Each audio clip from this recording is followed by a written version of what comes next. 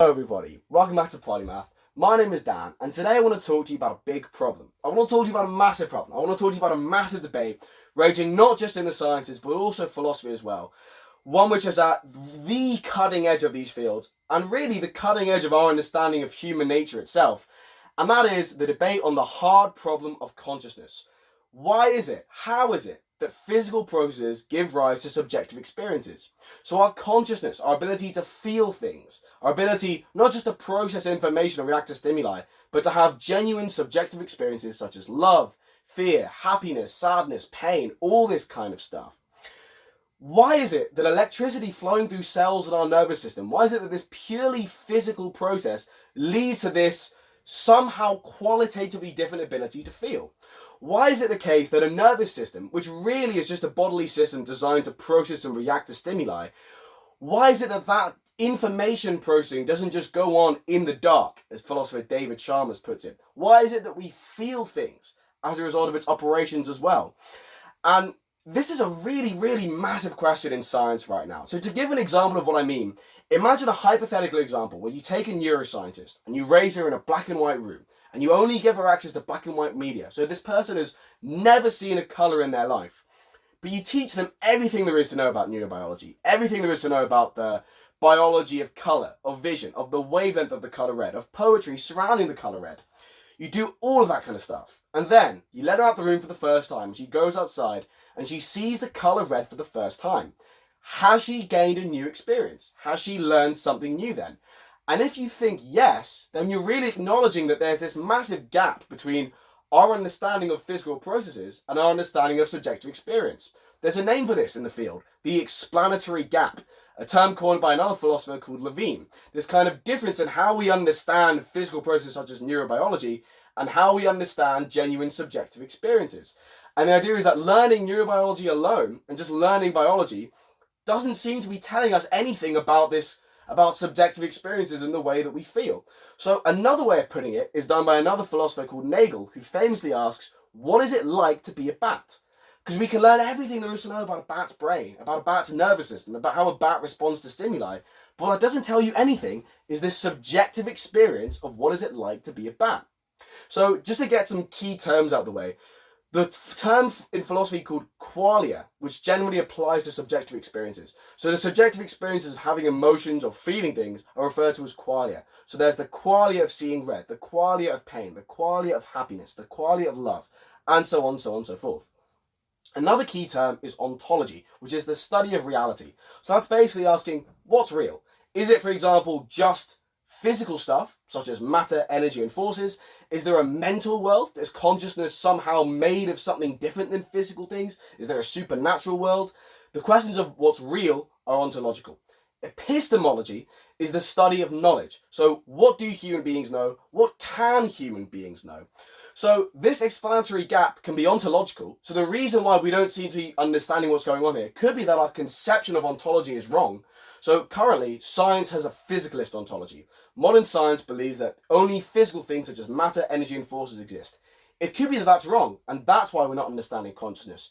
It also could be that the explanatory gap is epistemic, though. So it could be a problem with human knowledge. It could be that we know, actually, we're right about reality, and it is just physical, but the problem is that it's a human knowledge issue. And that could be inherent in humanity. It could be that human cognitive limitations will forever prevent that epistemic gap from being closed. Or it may be that this epistemic gap is temporary. And as we make scientific and technological advances, we'll be able to close it. So, another key term to talk about here, naturalization.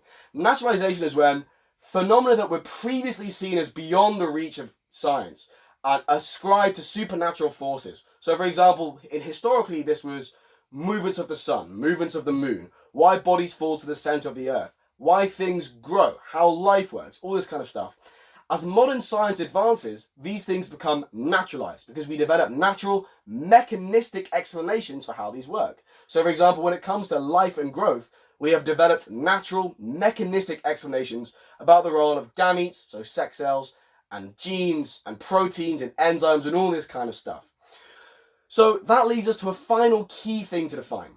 Easy problems, to use the term of a philosopher called David Chalmers, are stuff which are mechanical problems which we can solve with current science. So there's stuff that we might not know at the moment. So there's stuff about how neurobiology works and stuff about how neurons work and how they connect with each other that they don't know. But as we just study more in this field, as we just gain more information, we'll eventually understand this. But in contrast, the hard problem of consciousness seems to be entirely different, because this defies mechanistic explanations. It's not the case that just by understanding things mechanically, we can understand consciousness and how it works. So, those key terms out of the way. In episode 33, the last episode I did about consciousness, I talked a lot about what this great debate is, all the different positions and what consciousness is made of, where it comes from, how we can understand it. And I recommend looking at that. I'm not saying that because the video is monetized. I don't have a financial incentive for saying like, oh, I recommend you check that out. I just think it's very interesting. So you're welcome to check that out if you want. And we explore all the positions of the nature of consciousness there. In this episode, I'm just going to run through 3 because they're directly pertinent to the topic of this episode, which is whether we'll ever be able to understand this, whether we'll ever be able to close the explanatory gap. So these 3 positions are called Type A physicalism, Type B physicalism, and Type C physicalism. You'll notice that they all have physicalism in common. So physicalism is an ontological view, and it's basically the view that the ontology of the universe, so what is real, is just physical. So the whole universe is just composed of matter, energy, and forces. There's nothing else to it. So Type A physicalism says that there's no ontological explanatory gap because our ontology is correct, but there's also no epistemic explanatory gap. So Type A physicalism says there's no explanatory gap because subjective experiences are not this qualitatively fundamental different thing. They're directly just reducible to brain states and the actions of different neurons in our nervous system. So for example, in the same way that water and H2O aren't mystically different, water is just reducible to H2O, consciousness and the nervous system are not these qualitatively different things. One can just be reduced to the other. Type C physicalism says, okay, there is an epistemic gap here. There is something that we're not currently getting. However, as science and technology advances and as we kind of gain new revolutionary technologies, as we solve more of the easy mechanistic problems, as new paradigms come along, we will one day be able to close this epistemic gap and understand this. Type B physicalism says, well, not only is there an epistemic gap, but this is unclosable. We will never be able to properly understand how is it that physical processes give rise to subjective experiences. We might have explanations for it, mechanistic explanations for it, but we'll never truly understand. And I'm not saying either of these is the right answer, but what I want to do is sort of run through the debate and kind of talk about these various positions so you can get an idea for yourself and you can make your own decisions, because that's what we're all about at Polymath. I don't want to spoon feed you a particular answer or push some kind of position on you. I want to just give you the facts so you can make your own decisions. So in any case, the whole Type B physicalism thing. So we're going to zoom in on Type B versus Type C physicalism right now. Type B physicalism is very closely related to another position in the conscious debate called New Mysterianism. And New Mysterianism basically says that humanity will never be able to understand the hard problem of consciousness. We'll never be able to actually solve it. And this position is really characterized by the thinking of 2 philosophers, Colin McGinn and Noam Chomsky. So Colin McGinn basically says human beings have inherent limits. We have motor limits. So there's a limit to how fast humans can run, for example. We have visual limits. There's a limit to how far we can see. And we have cognitive limits. There's a limit to how many digits we can remember or how high someone's IQ can be. These are inherent in the nature of human beings. Some things are simply beyond human ability. Consciousness and the hard problem, being able to understand this, could very well be one of them. And McGinn points out that in science we have things called problems and mysteries. Not just in science, sorry. In scholarship and academia as a whole. Problems are issues that we're not currently sure about, but they're within our cognitive limits to solve. So for example, we now know about genes. Throughout history, the issue of genetics has been a problem. It's been one that humanity had been yet to solve for a long period of time, but it was always within our ultimate capability to solve it. However, McGinn distinguishes between these and mysteries. A mystery is something in scholarship, whether in the science or philosophy, that is a hard problem. It's something that in some way is beyond our cognitive limits to intuitively grasp and understand. And that these cognitive limits may distort our ontology. So what he's saying here is that because of our cognitive limits, we might be tempted to deny a physicalist ontology. We might be tempted to say, oh yeah, there's a mental world that exists. So things like consciousness are made out of a fundamentally different, non-physical, mental substance than the rest of reality is. But McGinn says that ultimately, that's just a reflection of our cognitive limits. And McGinn talks about he coins these terms dime thinking versus calm thinking. These are two acronyms which kind of characterize different forms of thinking. So calm thinking stands for combinatorial atomism with law-like mappings. So McGinn points out, for example, that we're really good at imagining something like a meteor wiping out the dinosaurs, because in our head, we can imagine a meteor as just like a detailed sphere, basically. And we can imagine a dinosaur as just like this series of shapes all stacked up on each other. And our brains are really good at this. They're really good at taking basic units, such as basic geometric units, such as basic shapes, and combining them together. And that means that stuff like geometry and arithmetic and physics, and even to some extent biology, tends to come to us naturally and tends to be composed of problems rather than mysteries. So, however, philosophy, because it's much more abstract, and there's no kind of basic functional units to imagine and to add together, it defies our methods of thinking much more. So in great mysteries, when it comes to diagnosing a mystery in scholarship, we can look out for a telltale kind of thinking which is fundamentally different from calm thinking. And he calls this dime thinking, this method of thinking, this kind of telltale series of premises that tell us when something is in fact a mystery, or to use David Chalmers' term, a hard problem. This is what the dime thinking is. So the D in the DIME acronym stands for domestication. And domestication is essentially when we try to say, okay, this new phenomenon that we don't understand, there's no fundamental problem at all. It's not new at all. It's just something else that we already know about. So for example, type A physicalism tries to do this by saying, well, subjective experiences are just brain states, and we already know about these. But this explanation isn't satisfactory to a lot of people. So we try to find alternate explanations. We flip from domestication to another mode of thinking. We try and find something new. So the I in this DIME acronym stands for irreducibility.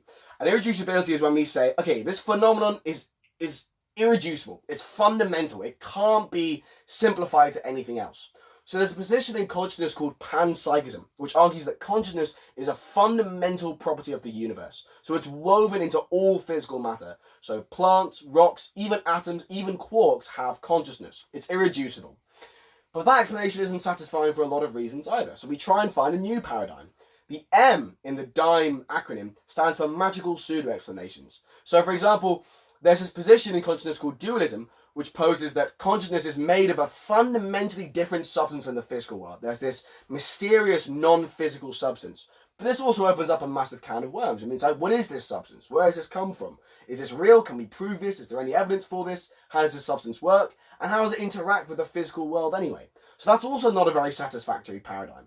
And finally, the E in the DIME acronym stands for elimination. So it's essentially an attempt to say, whatever phenomenon we're studying, it doesn't exist at all. It's wrong. So in consciousness, there's a position called eliminative materialism, which attempts to argue that qualia, so subjective experiences, are just a trick of the mind. They're an illusion. They don't actually exist at all, so there is no hard problem. But again, we find that quite unsatisfying for various reasons, because in fact, we feel that qualia are real. We don't have any evidence to say that this is just an illusion. This is in fact one of the few things that we're really sure about. It's one of the few things that we are really certain of. We feel qualia. So the idea is that when we have a mystery or a hard problem and we see this telltale dime thinking, instead of settling on one explanation, we kind of flip unsatisfactorily from one paradigm to another. We kind of change between different positions, but we're not really happy with any of them.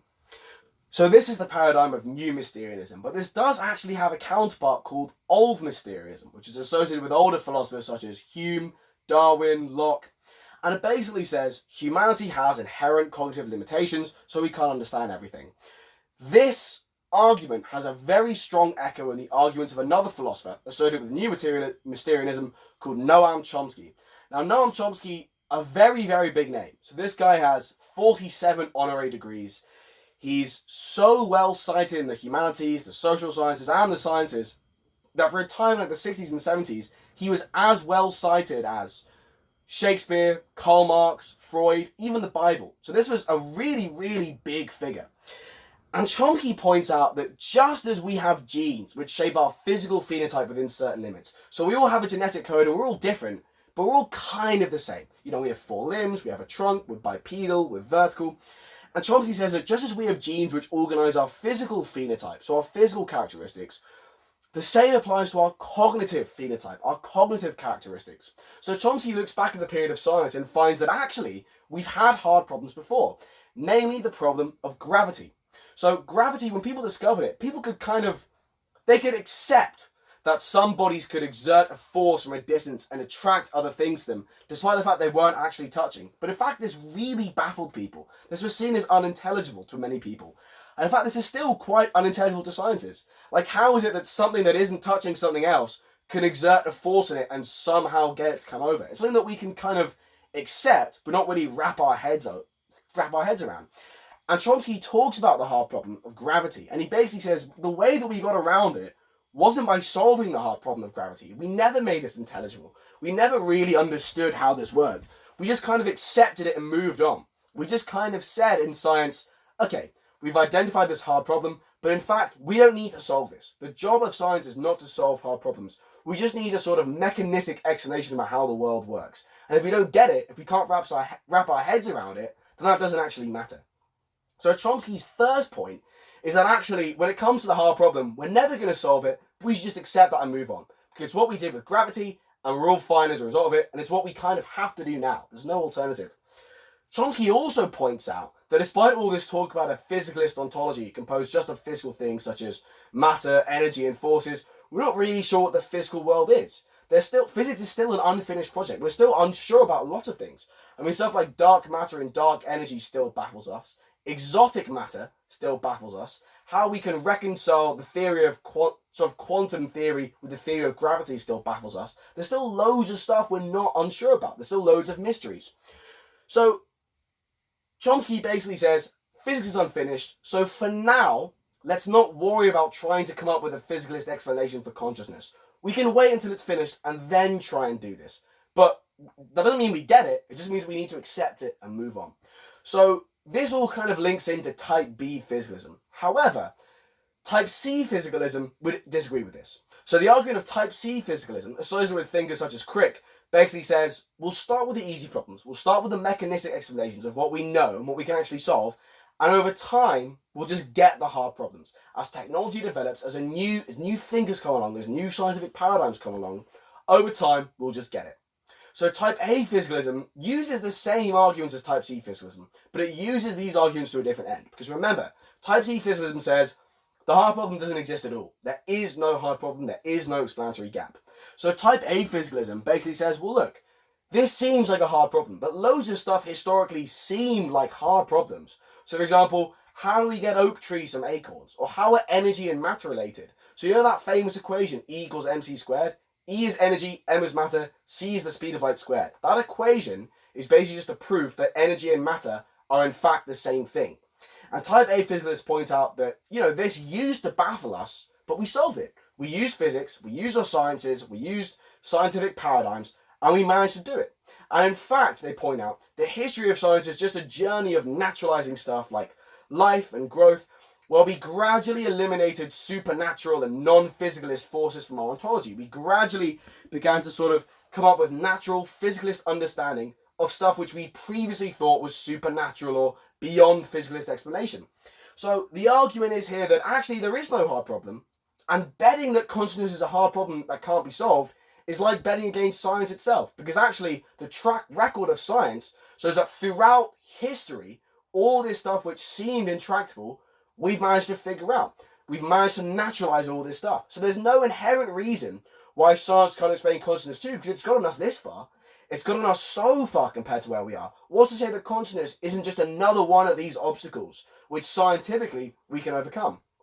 It could also be, as type A physicists point out, that the way we're currently conceptualizing neurobiology is wrong. So for example, before quantum physics in the 1800s, our understanding of physics was wrong.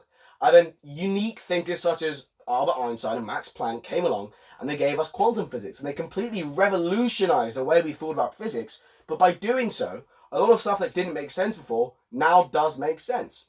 So clearly it's possible to come up with new paradigms that explain gaps that previously seemed intractable. So type A physicists basically just say this whole hard problem thing isn't a hard problem, it's an error of conceptualization.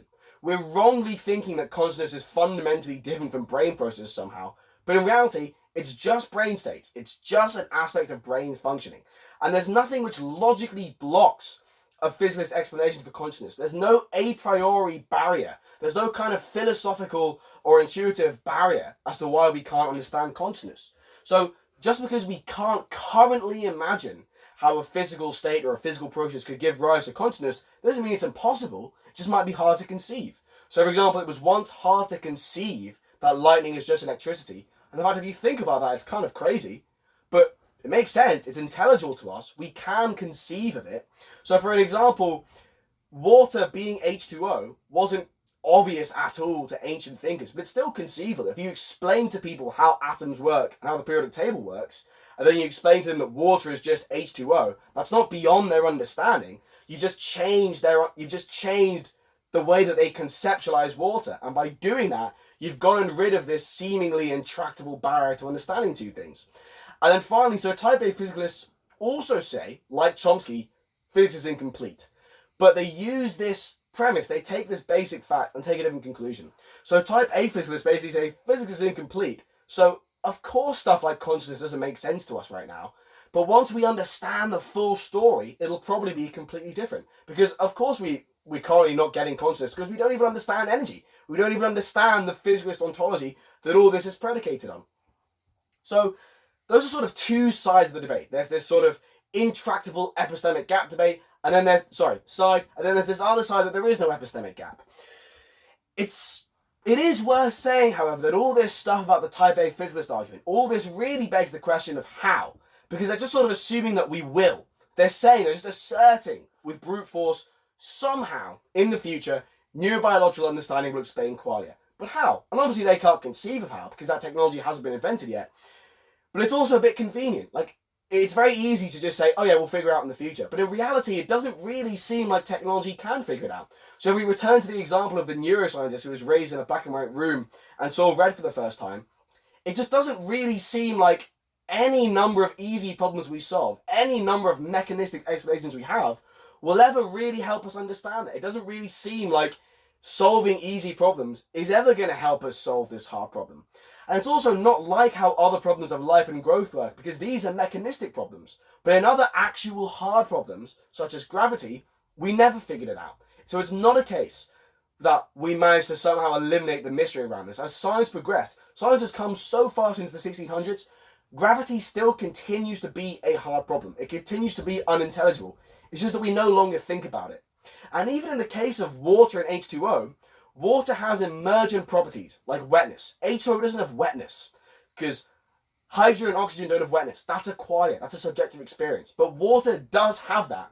And this is an emergent property that can't be reduced to the basic properties of the basic constituents of the water. It comes from something else. It's something that appears. It emerges when a system reaches certain levels of complexity that don't exist at its basic levels. So type B physicalists and new Mysterians argue the exact same thing is the case with consciousness. We get emergent properties when the different parts of the system work together. The whole is greater than the sum of its parts, to use that expression. And with consciousness, the dynamic logic still applies. We clearly haven't made progress with this. We have tried to do all these things the dynamic logic suggests. We're not focusing on a settled paradigm. It's not as if we're debating the mechanics of how something works. We're flitting between fundamentally different paradigms. Neither of which seem to be satisfying us. All of them seem to be qualitatively, fundamentally, philosophically different. So you could argue that, in fact, despite all these type A physicalist arguments, none of these arguments really apply to consciousness. And in fact, all the logic of new Mysterianism still applies. Now, of course, in this episode, I'm not trying to say that one or the other is right. I just want to portray the facts to you, because I think it's just really, really interesting, and I'm very fascinated by this kind of thing.